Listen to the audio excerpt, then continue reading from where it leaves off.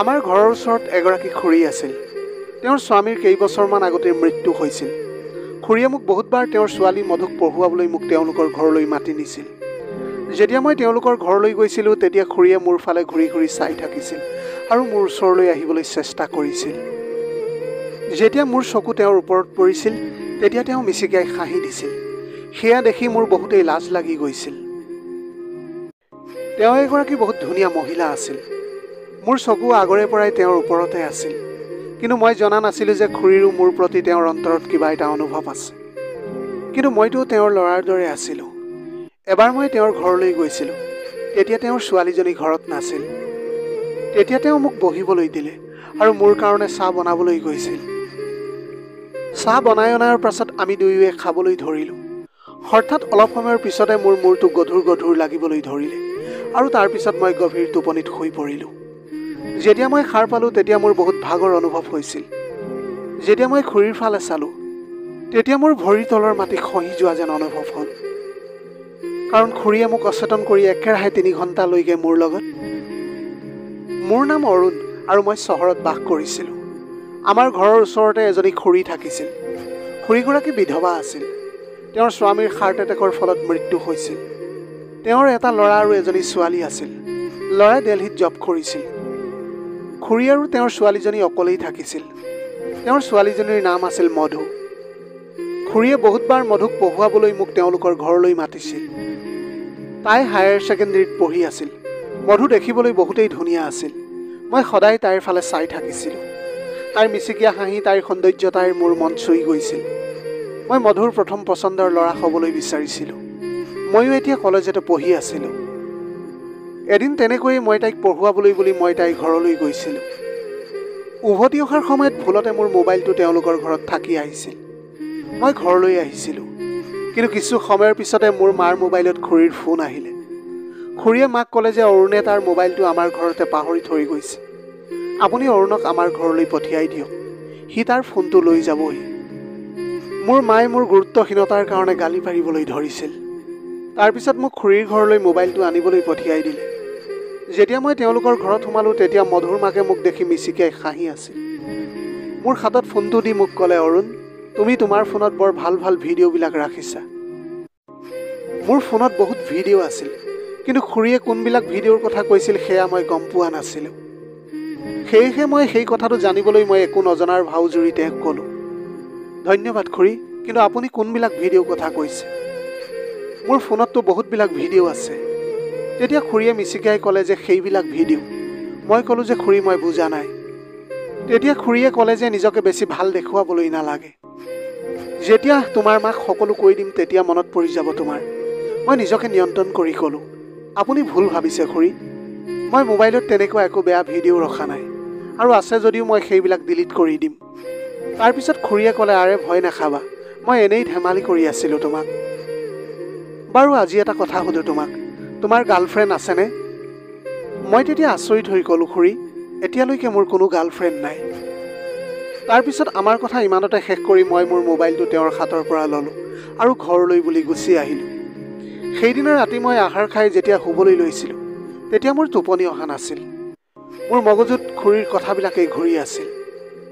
সেইদিনাৰ পিছৰে পৰা খুৰীয়ে মোৰ ফালে সদায় বেলেগ ধৰণে চাবলৈ ধৰিছিল। কেতিয়াবা চদৰ ওপৰৰ পৰা, কেতিয়াবা আমাৰ ঘৰৰ সন্মুখৰ পৰা, কেতিয়াবা কিবা বাহানা কৰি মোক তেওঁৰ ঘৰলৈ মাতিছিল, কেতিয়াবা মোক স্পৰ্শ কৰিবলৈ চেষ্টা কৰিছিল। এনেকৈ এদিন সন্ধিয়া যেতিয়া মই তেওঁলোকৰ ঘৰলৈ মধুক পঢ়ুৱাবলৈ বুলি গৈছিলোঁ তেতিয়া দেখিলোঁ যে খুৰী ঘৰত অকলেই আছে। তেতিয়া মই সুধিলোঁ, খুৰী, মধু ক'ত আছে? খুৰীয়ে ক'লে যে তাই আইতাকৰ ওচৰলৈ গৈছে। মই তেতিয়া আচৰিত হৈ সুধিলোঁ যে কেতিয়া গ'ল? খুৰীয়ে ক'লে যে আজি ৰাতিপুৱাই গৈছে।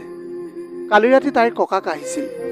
তাইৰো যাবলৈ মন গৈ আছিলে, সেইকাৰণে তাই ককাকৰ লগতে গুচি গ'ল। তেতিয়া মই ক'লোঁ যে ঠিক আছে খুৰী, মধু নাই যেতিয়া মই আৰু ঘৰলৈ যাওঁ। খুৰীয়ে ক'লে যে আহিলা যেতিয়া অলপ সময় বহা, মই চাহ বনাবলৈ লৈছোঁ, তুমিও মোৰ লগতে চাহ খাবা। মই ক'লোঁ ঠিক আছে বাৰু। খুৰীয়ে চাহ বনাবলৈ গুচি গ'ল আৰু মই টিভি চাবলৈ ধৰিলোঁ। খুৰী ঘৰত অকলে আছিল, সেইকাৰণে মই ভাবিছিলোঁ যে ইয়াতে বেছি দেৰি বহি থাকি একো লাভ নহ'ব। অলপ সময় টিভি চোৱাৰ পিছত খুৰীয়ে মোৰ কাৰণে চাহ বনাই লৈ আহিল। যেতিয়া তেওঁ মোৰ হাতত চাহৰ কাপটো দিলে তেতিয়া তেওঁ মোৰ হাতত ধৰিলে আৰু ক'লে যে তোমাৰ হাতখন দেখিবলৈ বৰ কোমল, তুমিতো এটা পুৰুষ আৰু পুৰুষৰ হাতবোৰ লোহাৰ দৰে কঠোৰ হ'ব লাগে।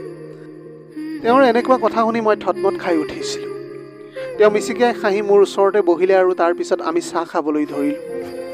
অলপ সময়ৰ পিছতে তেওঁ ক'লে যে আজি বজাৰলৈ যাব লাগিব, কি তুমিও মোৰ লগত যাবা নেকি? মই ক'লোঁ যে মোৰ অলপ কাম আছে, সেয়েহে মই এতিয়া ঘৰলৈ যাব লাগিব। তেতিয়া খুৰীয়ে ক'লে যে কোনো কথা নাই, তুমি গৈ তোমাৰ কামবিলাক কৰা, যেতিয়া ফ্ৰী হ'বা তেতিয়া আহি যাবা। মই চাহ খাই হাতৰ কাপটো টেবুলত ৰাখি থিয় হৈ গ'লোঁ আৰু ক'লোঁ যে ঠিক আছে। তেনেকৈ কৈ মই মোৰ ঘৰলৈ গুচি আহিলোঁ। ঘৰলৈ আহি মই খুৰীৰ কথাকে ভাবিবলৈ ধৰিলোঁ যে আচলতে খুৰীয়ে মোৰ পৰা কি বিচাৰে। এতিয়া মই বাৰে বাৰে ভাবিবলৈ ধৰিছিলোঁ যে আচলতে খুৰীয়ে মোৰ লগত এনেকুৱা আচৰণ কিয় কৰি আছে। মইতো তেওঁৰ ল'ৰাৰ দৰে হয়।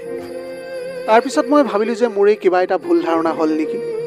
তেওঁতো মোৰ লগত ভালকৈ কথা পাতি আছে, নাজানো মই কিয় ইয়াৰ অৰ্থ বেয়াকৈ লৈছোঁ। মোৰ মনটো উগুল থুগুল লাগি আছিল। হঠাতে মোৰ কোঠালৈ মা সোমাই আহিল আৰু মোক বজাৰৰ পৰা কিবা কিবি সামগ্ৰী লৈ আহিবলৈ ক'লে। মায়ে ক'বলৈ ধৰিলে যে ঘৰত খাবলৈ একোৱেই নাই, গৈ বজাৰৰ পৰা এই বস্তুখিনি লৈ আহাগৈ তুমি। মই ক'লোঁ ঠিক আছে মা, মই এতিয়াই গৈ আছোঁ। তেতিয়াই সেই সময়তে হঠাতে মোৰ মাৰ ফোনলৈ খুৰীৰ ফোন আহিল। খুৰীয়ে মাক ক'লে যে মোৰ বজাৰত অলপ কাম আছে, কি আপুনি অৰুণক অলপ সময়ৰ কাৰণে মোৰ লগত পঠিয়াব পাৰিব নেকি বাৰু? তেনেতে মায়ে ক'লে যে ই বজাৰলৈ যাবলৈ ওলাই আছে, তুমি তাৰ লগতে যাব পাৰিবা। মা আৰু খুৰীৰ কথা শুনি মোৰ মূৰ ঘূৰাবলৈ ধৰিছিল। মই খুৰীৰ লগত যাবলৈ বিচৰা নাছিলোঁ, কিন্তু মাৰ কথাত মই বাধ্যত পৰিবলগীয়া হ'ল। মই মোৰ বাইকখন লৈ খুৰীৰ ঘৰৰ গেটৰ সন্মুখত আহি ৰখিলোঁ। খুৰীয়ে আগতে সাজু হৈ আছিল। তেওঁ মোক দেখি মিচিকিয়াই হাঁহি এটা মাৰিছিল। ময়ো তেওঁক দেখি এটা মিছা হাঁহি মাৰিলোঁ। খুৰীয়ে এতিয়া মোৰ বাইকখনৰ পিছফালে বহিলে। মই বাইকখন ষ্টাৰ্ট কৰি বজাৰৰ ফালে আগবাঢ়িবলৈ ধৰিলোঁ। যেতিয়াই আমি ঘৰৰ পৰা অলপ দূৰ পালোঁগৈ, তেতিয়া খুৰীয়ে মোৰ গাৰ ফালে চাপি আহিবলৈ ধৰিছিল। তেওঁ এনেকৈ মোৰ গাত লাগি থকাটো মই একেবাৰে ভাল পোৱা নাছিলোঁ, কিন্তু মইনো কৰিব কি পাৰোঁ। অলপ সময়ৰ পিছতে আমি বজাৰ গৈ পালোঁগৈ। মই ক'লোঁ যে খুৰী আপোনাৰ কি ল'বলৈ আছে আপুনি লৈ লওক, তেতিয়ালৈকে মই মোৰ কামবিলাক কৰি লওঁ। যেতিয়া আপোনাৰ বজাৰ কৰা হ'ব তেতিয়া মোক ফোন কৰি দিব, মই আহি যাম। তেতিয়া খুৰীয়ে ক'লে যে বেছি একো নাই, অলপ সময় লাগিব, তুমি নাযাবা, মোৰ লগতে থাকা। মই তেওঁক মানাও কৰিব নোৱাৰোঁ। মই বাধ্যত পৰি তেওঁৰ লগত থাকিবলগীয়া হ'ল। তেওঁ এখন কাপোৰৰ দোকানলৈ বুলি গ'ল আৰু তাৰ পৰা নাইটি কিনিবলৈ ধৰিলে। অৰুণ, এইটোৱে বাৰু মোৰ গাত কেনেকুৱা লাগিব? মই প্ৰথমতে ভাবিছিলোঁ যে খুৰীয়ে মোক এইবিলাক কিয় সুধি আছে। তাৰপিছত মই ক'লোঁ খুৰী, মোৰ সেইবিলাকৰ বিষয়ে একো জ্ঞান নাই, আপোনাৰ যি ভাল লাগে সেয়াই আপুনি লৈ লওক। তেতিয়া তেওঁ ক'লে যে কিয়, কাইলৈ তোমাৰ বিয়া হোৱাৰ পিছত কি তুমি তোমাৰ পত্নীৰ কাৰণে কাপোৰ নিকিনিবা নেকি? তেওঁৰ কথাত মই মৌন হৈ পৰিলোঁ। তেওঁ প্ৰতিবাৰে মোক এনেকৈ কিবা এটা কৈছিল যে মই তাৰপিছত আৰু একো ক'ব নোৱাৰিছিলোঁ। তাৰপিছত তেওঁ নিজৰ কাৰণে কাপোৰ পচন্দ কৰি ল'লে আৰু সেয়া কিনিও ল'লে। তেতিয়া মই ক'লোঁ যে খুৰী, খুৰাটো এই পৃথিৱীত নাই, তেনেহ'লে আপুনিনো এইটো পিন্ধি কাক দেখুৱাব? খুৰীয়ে তেতিয়া খঙেৰে ক'লে, খুৰা নাথাকিলে কি হ'ল, মোৰ কি মন নাযায় নেকি পিন্ধিবলৈ? মোৰো মন যায় সেইবিলাক কৰিবলৈ। মই তেওঁৰ সেই কথা শুনি মৌন হৈ পৰিলোঁ আৰু নিজকে দোষাৰোপ কৰিবলৈ ধৰিলোঁ। অলপ সময় পিছতে মই মোৰ ঘৰৰ সামগ্ৰীবিলাক কিনি ল'লোঁ। যেতিয়া খুৰীৰ বজাৰ কৰা হৈ গ'ল তেতিয়া মই তেওঁক লৈ ঘৰলৈ গুচি আহিলোঁ। ঘৰ আহি পাওঁতে সন্ধিয়া হৈ গৈছিল। তাৰপিছত মই ৰাতি আহাৰ খাই মোৰ কোঠালৈ গ'লোঁ। তেতিয়াই হঠাতে খুৰীৰ ফোন আহিলে আৰু মোক ক'লে যে অৰুণ, তুমি আমাৰ ঘৰলৈ আহিবলৈ পাৰিবা নেকি?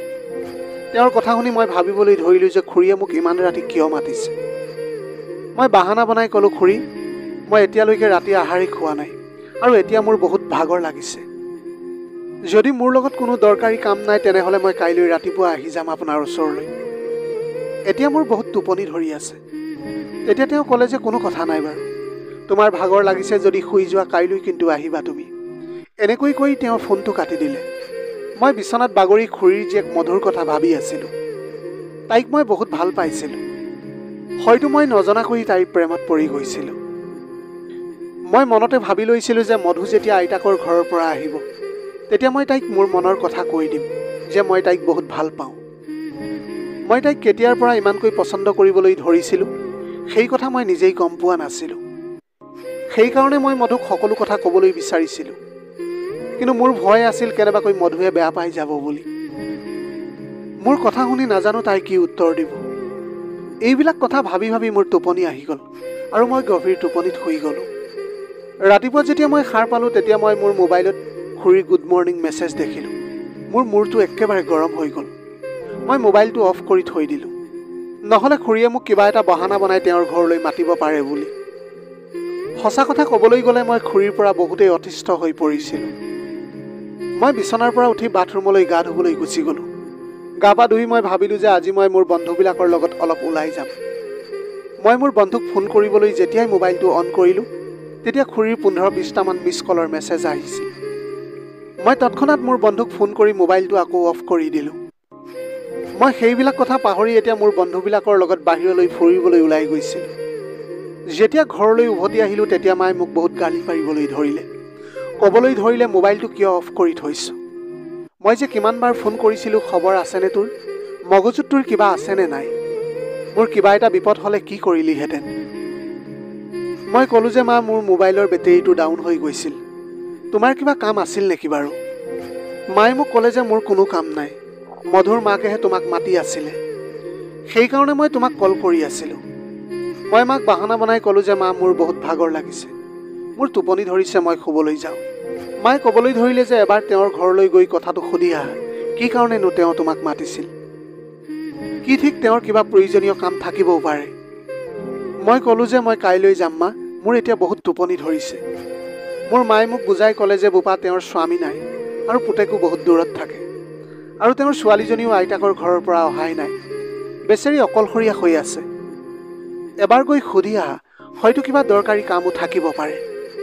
মই মোৰ মাৰ কথাত তেওঁৰ ঘৰলৈ যাবলৈ বাধ্য হৈ পৰিলোঁ আৰু মই খুৰীৰ ঘৰলৈ গুচি গ'লোঁ। যেতিয়াই মই খুৰীৰ ঘৰৰ দুৱাৰৰ বেল বজালোঁ, খুৰীয়ে তৎক্ষণাত দৰ্জা খুলি দিলে আৰু ক'লে, ভিতৰলৈ আহা অৰুণ, মই তোমাৰেই অপেক্ষা কৰি আছিলোঁ। তুমি তোমাৰ ফোন কিয় অফ কৰি ৰাখিছিলা? মই ক'লোঁ যে খুৰী, মোৰ মোবাইলৰ বেটেৰী ডাউন হৈ গৈছিল, সেয়েহে ফোন অফ হৈ গৈছিল। তেতিয়াই তেওঁ মোক বহিবলৈ ক'লে। মই এতিয়া সোফাখনতে বহি ক'লোঁ যে খুৰী, আপোনাৰ কিবা দৰকাৰী কাম আছিল নেকি? তেতিয়া তেওঁ ক'লে যে নাই, মোৰ বিশেষ তেনে একো কাম নাছিল, মোৰ মাত্ৰ অকলে থাকিবলৈ আমনি লাগিছিল, সেইকাৰণেহে মই তোমাক মাতিছিলোঁ। মই ক'লোঁ যে যদি আপুনি অকলে থাকি আমনি পাইছিল তেনেহ'লে মোৰ মাক মাতিবলৈ পাৰিলেহেঁতেন, মোৰনো কি কাম আছে আপোনাৰ লগত? তেতিয়া তেওঁ ক'লে যে কি, তুমি মোৰ লগত বহি চাহ একাপো খাবলৈ নোৱাৰা নেকি? মই ক'লোঁ ঠিক আছে খুৰী, আপুনি বনাই লৈ আহক। যেতিয়া খুৰীয়ে অলপ সময়ৰ পিছতে দুকাপ চাহ বনাই লৈ আহিছিল, মই চাহৰ কাপটো লৈ লাহে লাহে মোৰ চাহ শেষ কৰিলোঁ। চাহখিনি খোৱাৰ পিছত মোৰ এক অদ্ভুত ধৰণৰ নিচা লগাৰ দৰে হ'বলৈ ধৰিলে। মই তেতিয়া গভীৰ টোপনিত শুই গ'লোঁ। কিছু দেৰি পিছত যেতিয়া মই টোপনিৰ পৰা সাৰ পালোঁ, তেতিয়া খুৰীয়ে গা ধুই বাথৰুমৰ পৰা ওলাই আহিছিল। এতিয়া মোৰ এক অদ্ভুত অনুভৱ হ'বলৈ ধৰিছিল। মোৰ যেন বহুত ভাগৰ লাগিবলৈ ধৰিছিল, গোটেই শৰীৰটো যেন অৱশ হৈ পৰিছিল। মই এতিয়া একো বুজিব পৰা নাছিলোঁ যে আচলতে মোৰ লগত কি হৈছিল। মই সুধিলোঁ, খুৰী, মই কেতিয়াৰ পৰা শুই আছোঁ ইয়াত? মই কিয় টোপনি গৈছিলোঁ? মইতো আপোনাৰ লগত বহি চাহহে খাই আছিলোঁ। তেতিয়া খুৰীয়ে ক'বলৈ ধৰিলে যে 3 ঘণ্টামান হ'ল তুমি শুই যোৱা। তুমি চাহ খাই মোৰ লগত অলপ সময় কথা পাতিলা আৰু তাৰপিছত মোক ক'লা যে মোৰ মূৰটো গধুৰ গধুৰ লাগিছে, মই অলপ টোপনি যাওঁ। মই খুৰীৰ কথা শুনি আচৰিত হৈ পৰিলোঁ। মোৰ এইবিলাক একেবাৰে মনত নাছিল। তেতিয়া মই ক'লোঁ যে তেনেহ'লে আপুনি মোক কিয় জগাই নিদিলে? খুৰীয়ে তেতিয়া ক'বলৈ ধৰিলে যে তোমাক শুই থাকিলে বহুত দেখিবলৈ ধুনীয়া লাগে, সেইকাৰণে মই তোমাক জগাবলৈ নিবিচাৰিছিলোঁ। এনেকৈ কৈ তেওঁ মোৰ ওচৰত আহি বহি গ'ল আৰু মোৰ হাতত ধৰি ক'লে, অৰুণ, তোমাক মোৰ বহুত ভাল লাগে, মই তোমাৰ প্ৰেমত পৰিবলৈ ধৰিছোঁ। সেয়া শুনাৰ লগে লগে মই তেওঁৰ হাতখন মোৰ হাতৰ পৰা আঁতৰাই দিলোঁ আৰু উঠি থিয় হৈ গ'লোঁ। মই অলপ খঙেৰে তেওঁক ক'লোঁ, এয়া আপুনি কি অসভ্যালি কৰি আছে? তেওঁ ক'লে যে এয়া কোনো অসভ্যালি নহয়, মই সঁচাকৈয়ে তোমাক বহুত ভাল পাওঁ। মই ক'লোঁ, খুৰী, আপুনি সীমা পাৰ কৰি দিছে। মই কেতিয়াও সপনতো ভবা নাই যে আপুনি মোক এইবিলাক কথা ক'ব। আপুনি মোৰ মাৰ সমান, আপুনি এয়া কেনেকৈ ভাবিবলৈ পাৰিলে? এনেকৈ কৈ মই খঙেৰে মোৰ ঘৰলৈ উভতি আহিলোঁ আৰু মোৰ কোঠালৈ গৈ বিচনাত বাগৰি দিলোঁ। এতিয়া মোৰ গোটেই শৰীৰটো বিষাবলৈ ধৰিছিল। মই আচলতে বুজিব পৰা নাছিলোঁ যে মোৰ লগত কি হৈছিল। মোৰ মায়ে মোৰ কোঠালৈ আহিলে আৰু মোক ক'বলৈ ধৰিলে, ইমান দেৰি কিয় লগালা? মই তোমালৈ ৰৈ আছিলোঁ। প্ৰথমতেতো তুমি খুৰীৰ ঘৰলৈ যাবলৈ বিচৰা নাছিলা। যোৱাৰ পিছত তোমাৰ আহিবলৈকে হোৱা নাছিল। যোৱা সোনকালে ভাতখিনি খাই লোৱাগৈ। মই মাক ক'লোঁ যে মা, মোৰ কোনো ভোক লগা নাই, মই এতিয়া ভাত নাখাওঁ। সেই নিশা মই একো নাখালোঁ আৰু অলপ সময়ৰ পিছতে মোৰ টোপনি আহি গ'ল। ৰাতিপুৱা যেতিয়া মই উঠিলোঁ তেতিয়া মোৰ মোবাইলত খুৰীৰ মেছেজ আছিল। সেই মেছেজটো দেখি মোৰ এনেকুৱা লাগিছিল যেন মই মোৰ মোবাইলটোকে ভাঙি পেলাম। তেনে সময়তে মাৰ মোৰ কোঠালৈ সোমাই আহিলে আৰু মোক ক'লে যে সোনকালে নাস্তা কৰি লোৱা, যোৱা ৰাতি তুমি একোৱেই খোৱা নাছিলা। মই ক'লোঁ যে মা, মোৰ এতিয়া ভোক লগা নাই, যেতিয়া মোৰ ভোক লাগিব মই তেতিয়া নিজেই খাই ল'ম। মোৰ কথা শুনি মা মোৰ কোঠাৰ পৰা উভতি গুচি গ'ল। হঠাতে খুৰীয়ে মোৰ মোবাইলত কিছুমান ফটো পঠিয়ালে, য'ত মই আৰু খুৰী আছিলোঁ। তাৰপিছত খুৰীয়ে মোলৈ ফোন কৰিলে আৰু ক'লে যে যদি তুমি 10 মিনিটৰ ভিতৰত মোৰ ওচৰলৈ নাহা তেতিয়া মই এই ফটোবিলাক তোমাৰ মালৈ পঠিয়াই দিম। সেই সময়ত মই বেয়াকৈ কঁপিবলৈ ধৰিছিলোঁ, কাৰণ সেই ফটোত মই আৰু খুৰী একেলগে আছিলোঁ আৰু সেইবিলাক কৰি আছিলোঁ। মই উপায়বিহীন হৈ খুৰীৰ ঘৰলৈ যাবলগীয়া হ'ল। মই খুৰীক সুধিলোঁ, খুৰী, আপুনি মোক কালি কি খুৱাইছিল? তেতিয়া তেওঁ ক'লে যে মই একো নাই খোৱা। মই ক'লোঁ যে তেনেহ'লে আপুনি মোৰ এইবিলাক ফটো কেনেকৈ তুলিলে? তেওঁ তেতিয়া হাঁহিবলৈ ধৰিলে আৰু ক'লে, এতিয়া মই যেনেকৈ ক'ম তুমি তেনেকৈ কৰিব লাগিব। যদি মোৰ কথা নুশুনা তেতিয়া মই তোমাৰ মাক এইবিলাক দেখুৱাই দিম। মই ক'লোঁ, খুৰী, আপুনি মোক ব্লেকমেইল কৰি আছে। তেওঁ ক'লে যে তুমি যি ভাবা ভাবিব পাৰা, তুমিতো মোৰ অনুভৱ বুজিয়েই নাপালা, কিন্তু এতিয়া তুমি সেয়াই কৰিবা যি মই ক'ম। মই ক'লোঁ যে কোনোপধ্যেই মই এইবিলাক কাম নকৰোঁ। আপোনাৰ অলপো লাজ নালাগিলনে বাৰু এইবিলাক কৰিবলৈ? আপুনি যি কৰে কৰক, মই আপোনাৰ কথা কেতিয়াও নামানো। মই আপোনাৰ সকলো কথা আপোনাৰ ছোৱালী মধুক কৈ দিম। এই কথা কৈ মই মোৰ ঘৰলৈ আহি গ'লোঁ। পিছদিনা মধু আইতাকৰ ঘৰৰ পৰা আহি গৈছিল। মই সকলো কথা সঁচাকৈ মধুৰ আগত কোৱাৰ সিদ্ধান্ত লৈ ল'লোঁ। মই জানিছিলোঁ যে যদি তাই মোৰ কথাত বিশ্বাস নকৰে তেনেহ'লে তাই গোটেই জীৱনভৰ মোক ঘৃণা কৰিব। কিন্তু মই মধুক বহুত ভাল পাইছিলোঁ আৰু মই মধুৰ সন্মুখত তাইৰ মাকৰ আচল চৰিত্ৰটো লৈ আহিবলৈ বিচাৰিছিলোঁ। মই মধুক ফোন কৰিলোঁ আৰু তাইক লগ কৰিবলৈ এখন পাৰ্কলৈ মাতিলোঁ। অলপ সময় পিছতে তাই আহিলে। তাই অহাৰ লগে লগে মই তাইক সকলো সঁচা কথা কৈ দিলোঁ আৰু তাৰ পিছত মই তাইক সেই সকলো ফটো দেখুৱালোঁ যি তাইৰ মাকে মোৰ লগত তুলিছিল। প্ৰথমতেতো মধুৱে মোৰ কথাত বিশ্বাস কৰা নাছিল, কিন্তু যেতিয়া ফটোখন ভালকৈ চালে তেতিয়া মোক অচেতন অৱস্থাত পৰি থকা দেখিলে আৰু তেওঁ মোৰ লগত তাই বুজি পাই গ'ল যে সেয়া তাইৰ মাকৰ অসৎ কাৰ্য আছিল। তাই এতিয়া ক'বলৈ ধৰিলে যে অৰুণদা, মই এতিয়া বহুত লাজ পাইছোঁ। মোৰ মাৰ এনেকুৱা আচৰণৰ বাবে মই আপোনাৰ ওচৰত ক্ষমা বিচাৰিছোঁ। মই ক'লোঁ যে তুমি ক্ষমা বিচৰাৰ কোনো প্ৰয়োজন নাই, তুমি মোৰ কথা বিশ্বাস কৰিলা, সেয়াই মোৰ বাবে সকলো। যেতিয়া তাই যাবলৈ ধৰিলে তেতিয়া মই তৎক্ষণাত তাইৰ হাতত ধৰিলোঁ আৰু তাইক ৰখালোঁ। মই তাইক মোৰ মনৰ কথা ক'বলৈ বিচাৰিছিলোঁ, যি মই বহুত আগৰে পৰাই ক'বলৈ চেষ্টা কৰি আছিলোঁ, কিন্তু আজি মই সেই সুযোগটো পাই গৈছোঁ। সেইকাৰণে মই তাইক ক'লোঁ, মধু, মই তোমাক বহুত ভাল পাওঁ, মই তোমাক বহুত আগৰে পৰাই ভাল পাওঁ। তাই অলপ লাজ কৰিলে আৰু তাৰপিছত ক'লে, ময়ো আপোনাক বহুত ভাল পাওঁ, কিন্তু মই ক'বলৈ ভয় কৰি আছিলোঁ। এনেকৈ কৈ তাই মোক সাৱটি ধৰিলে আৰু তাৰপিছত আমি 5 দিনৰ পিছতে বিয়াখন পাতিলোঁ, কাৰণ মোৰ তাইৰ মাকৰ প্ৰতি ঘৃণা জাগিবলৈ ধৰিছিল। এতিয়া আমি এনেকৈয়ে দুয়োৱে আমাৰ সুখৰ জীৱনবিলাক পাৰ কৰিবলৈ ধৰিলোঁ।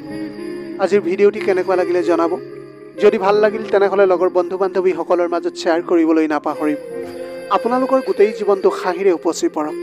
পাৰিলে দুখীয়াজনক অলপ সহায় কৰিবলৈ চেষ্টা কৰিব। আপোনালোকৰ অকণমান সঁহাৰিও যদি কোনোবা এজন দুখীয়াৰ জীৱনটো সলনি কৰিব পাৰে, তাতকৈ পুণ্যৰ কাম আৰু এই পৃথিৱীত একোৱেই হ'ব নোৱাৰে। Have a nice day.